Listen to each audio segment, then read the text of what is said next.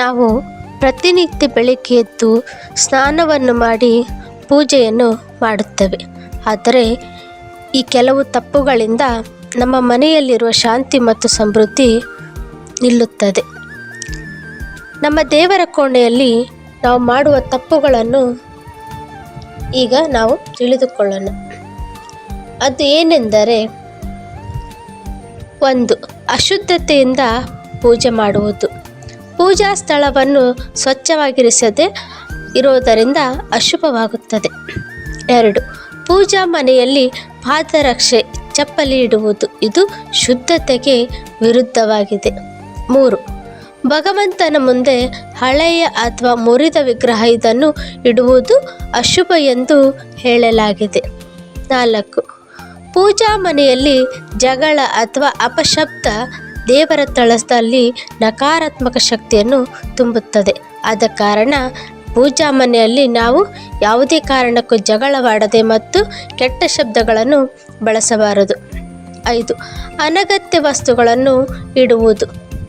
ದೇವರ ಕೋಣೆಯಲ್ಲಿ ಅನಗತ್ಯ ವಸ್ತುಗಳು ಎಂದರೆ ಹಾಳಾದ ಹೂವು, ಹಳೆಯ ಫೋಟೋಗಳು, ಅಸಂಬದ್ಧ ವಸ್ತುಗಳು ಮತ್ತು ಹಾಳಾದ ಫೋಟೋಗಳನ್ನು ಇಡಬಾರದು.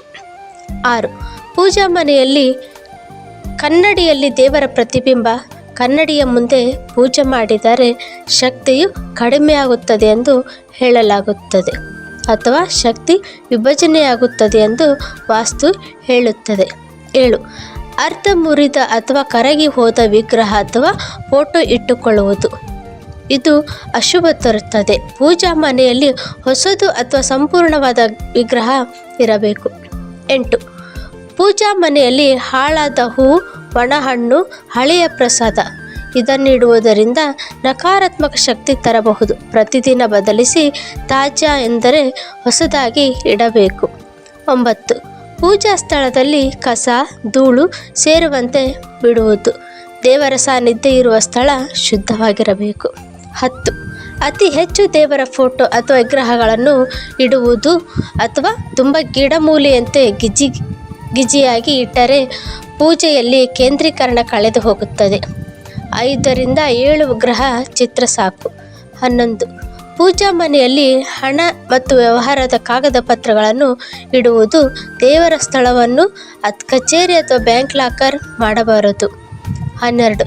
ಪೂಜಾ ಮನೆಯಲ್ಲಿ ನೇರವಾಗಿ ಬಾಗಿಲಿನ ಮುಂದೆ ಇಡುವುದು ಎಂದರೆ ಬಾಗಿಲು ತೆರೆದ ತಕ್ಷಣ ಪೂಜಾ ಮಂಟಪ ಕಾಣಬಾರದು. ಮಧ್ಯೆ ಸ್ವಲ್ಪ ಗೋಡೆ ಪರದೆ ಇರಬೇಕು. 13. ಮದ್ಯ ಮಾಂಸ ಸೇವನೆ ಮಾಡಿದ ತಕ್ಷಣ ಪೂಜೆಯನ್ನು ಮಾಡುವುದು. ನಮ್ಮ ದೈನಂದಿನ ಕೆಲಸಗಳಲ್ಲಿ ಮತ್ತು ಪೂಜೆಯ ಕ್ರಮಗಳಲ್ಲಿ ಈ ತಪ್ಪುಗಳನ್ನು ಮಾಡುವುದರಿಂದ ಪೂಜಾ ಮನೆಯಲ್ಲಿ ದರಿದ್ರ ವಾತಾವರಣ ಆಗಿ ಮನೆಯಲ್ಲಿ ಶಾಂತಿ ಸಮೃದ್ಧಿ ಆಗುವುದಿಲ್ಲ. ನಮ್ಮ ಈ ಮಾಹಿತಿ ನಿಮಗೆ ಇಷ್ಟವಾದಲ್ಲಿ ದಯವಿಟ್ಟು ನಮ್ಮ ಚಾನಲ್ಗೆ ಸಬ್ಸ್ಕ್ರೈಬ್ ಮಾಡಿ, ಲೈಕ್ ಮಾಡಿ, ಕಮೆಂಟ್ ಮತ್ತು ಶೇರ್ಗಳನ್ನು ಮಾಡಿ.